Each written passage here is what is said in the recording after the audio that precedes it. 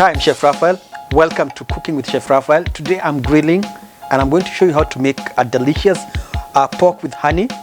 I'll show you how to marinate it and grill it on the grill, and I'll also show you how to make it with ugali. I'll actually have a 2-in-1 recipe video here.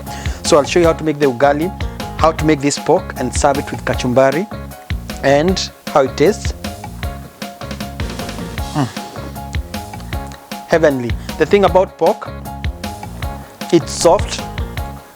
This one has ginger, has honey, and a little bit other ingredients. Watch till the end to see how simple it is to make it, and let's get cooking.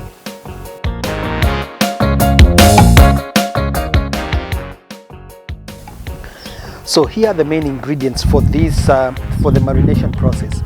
Mind you, for the marination you don't have to add this. I actually have a separate video that I've done previously for marination, so you can actually make your marinade beforehand and then you just pour it on top, or in this case I'm going to add a little bit of ginger. So this is fresh chopped ginger. I'm actually choosing not to add garlic. Garlic tends to burn easily, so small, not well, the amount is up to you depending on how much ginger flavor you want. So that's about a small piece of ginger, and then rosemary. Rosemary will add color, the greens on the meat, and also some flavor, not too much. Now here I have two options.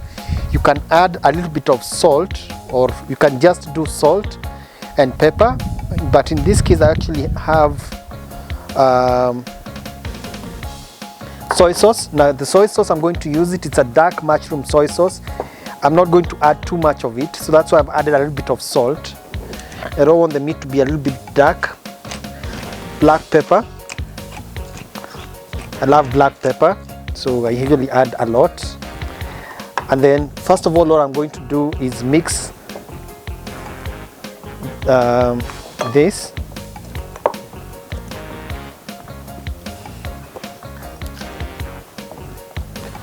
Mixing the way it is before I add the soy sauce.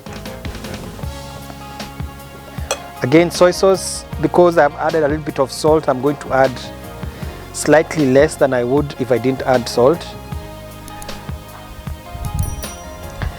Soy sauce is for color, for flavor.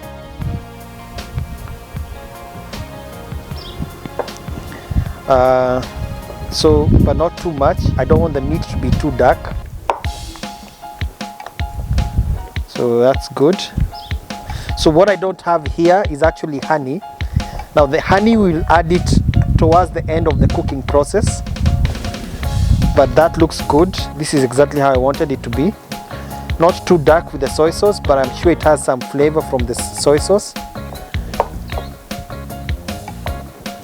I can see the ginger, the rosemary.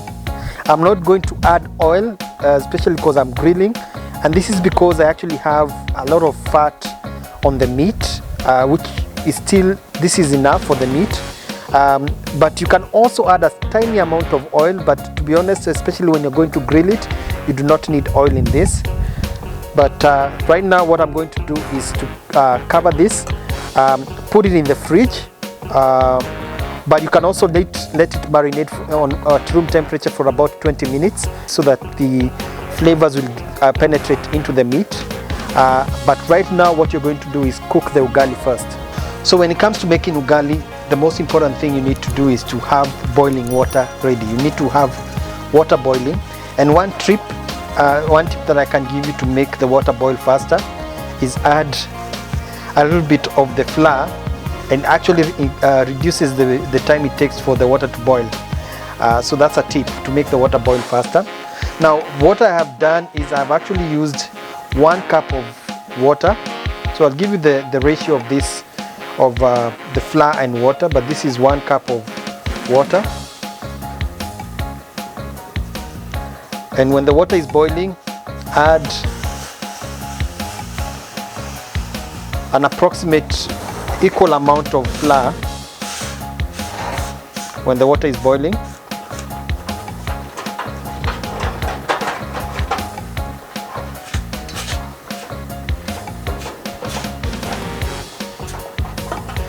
So that amount that I've added, and then the fire is on high. I'm actually going to reduce it right now to slightly low. When the water has stopped, when the water the flour is completely mixed into the water. The idea right now is to make sure that all the flour is completely, you don't see any flour visible when on the ugali. What I'm doing is stirring it, and there's no visible flour right now.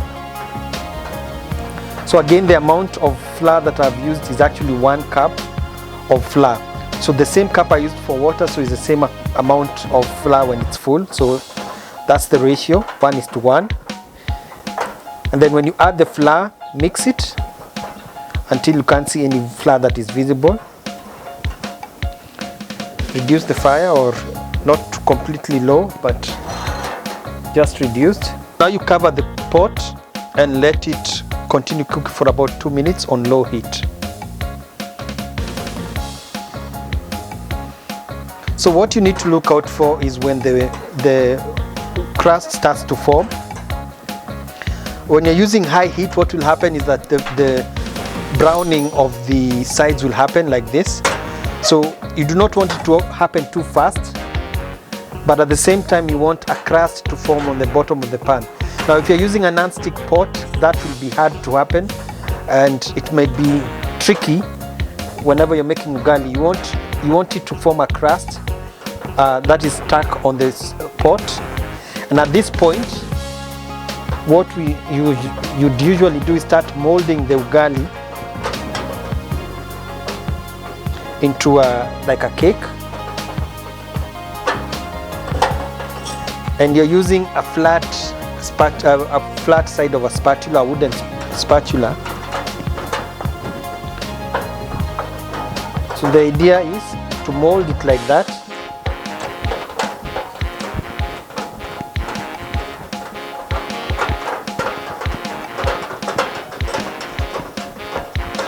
And in case you want it to have more flavor,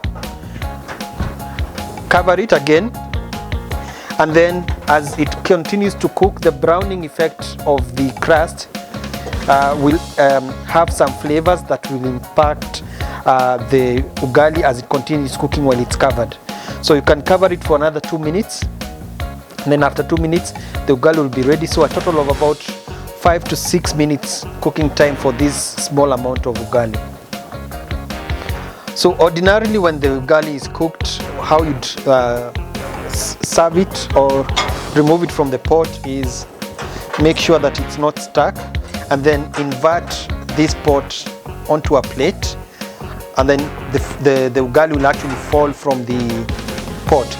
But in this case I want to show you how you can also serve it, especially for an individual sized portion. You can place it in a small bowl like this, and then press it down like that. So when you're pressing it, you want it to come out with the shape of the bowl. And you do this when it's fresh, when it's hot. When it cools down, it tends to get hard, so you do it when it's fresh. So you mold it like that in a bowl. So, and then place it upside down. So when you're ready to start serving, the ugali is ready. So now we'll cook the meat.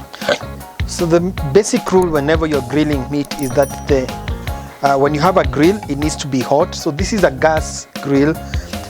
Good thing about it, doesn't take long to get hot. It has a knob here that tells you the temperature, so you'll actually see when it's hot or when it's at the right temperature. You can also feel it if it doesn't have the thermometer there. You can also feel it. And I'm going to put the heat on medium, high, and then I had not added any oil on the meat, and just so that it doesn't stick, you can add a small amount of oil on the first side of cooking, and then place the meat.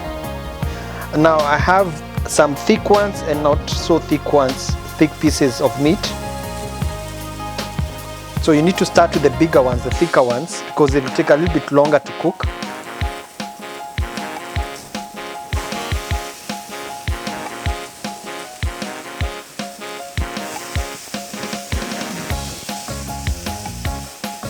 Now the idea whenever you're cooking, because you actually need it to be hot, is so that the meat does not stick to the grill.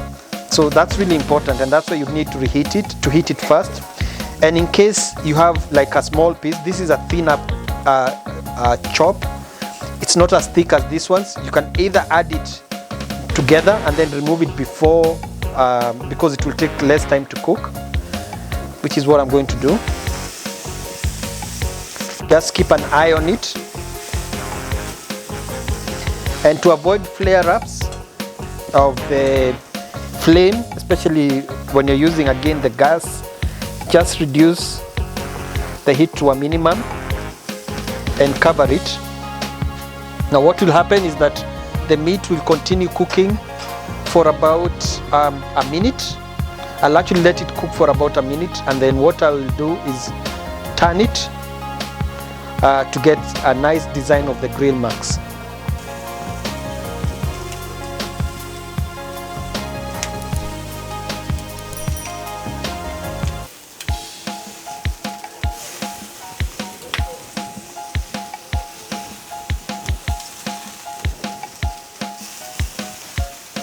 Once that is done, let it continue cooking on medium-high heat, basically at around 200 degrees Celsius on the dial if you have one, or for about 2 to 3 minutes. Again, it's all dependent on the thickness of the meat. And if you notice that there's flare, the fire is burning, just reduce the heat. Just keep an eye on it so that it doesn't burn.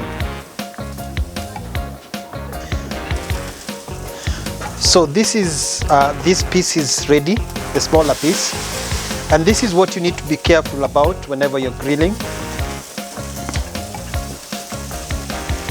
Be careful with the fat, like that.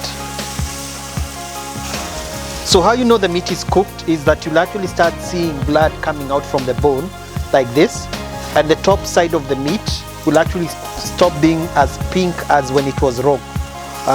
So that's when you know, especially the bone part, that is the time now you need to change it, to turn it. See, this is where the bone is. When it turns red like that, that means the heat has penetrated inside the bone and it has pushed out the blood, meaning that it's cooking. The top part will have some liquid, or it will not be as pink as when you started. So when you turn them, it's also a good idea to move them slightly after about a minute into the cooking. Now the smaller piece, because for sure it's actually done, what I'm going to do is put it away from the heat. So you can either put it, if you have a rack like this, you can put it on top, or you put it away where there's no fire.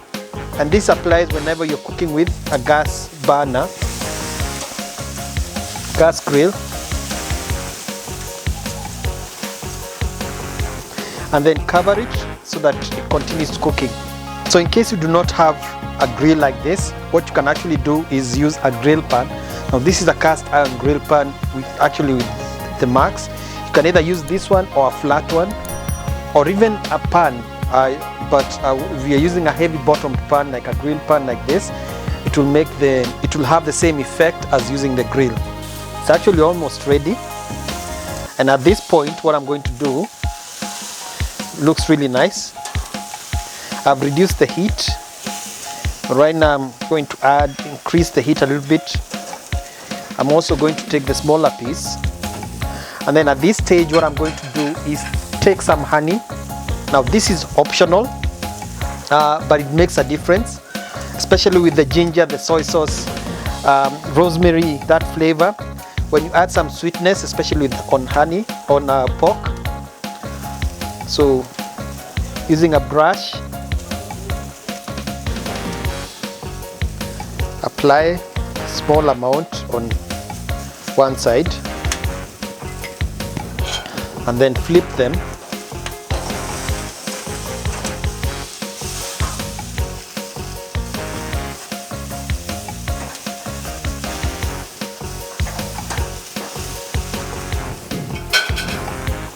Then once again, same thing on the other side. Now you don't want to cook honey for too long. That's why you're applying it at the very end, because the meat is ready.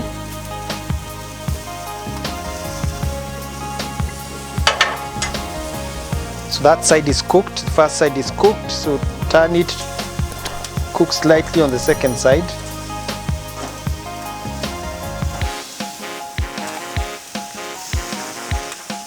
I'm increasing the fire slightly, so you don't want the honey to burn. So again, the last minute, all we want to do is for it to get hot and get a little bit caramelized, and then serve, as in remove it from the fire.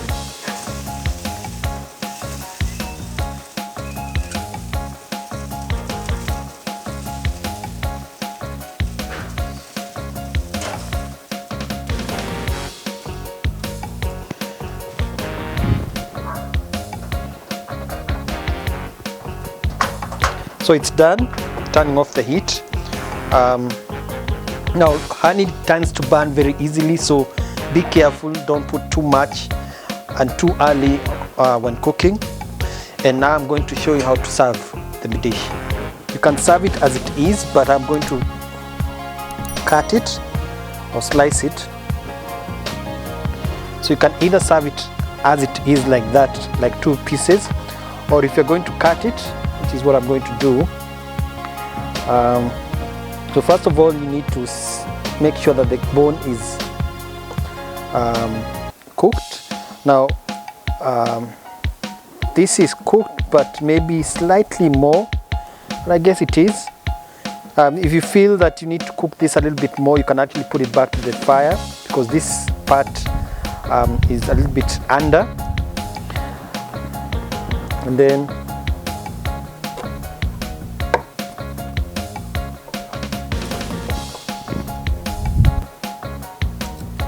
you take your plate, so with the ugali,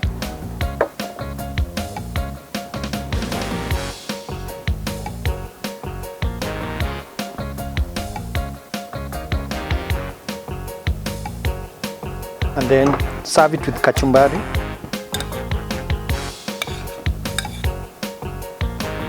So kachumbari is actually the vegetable of this dish.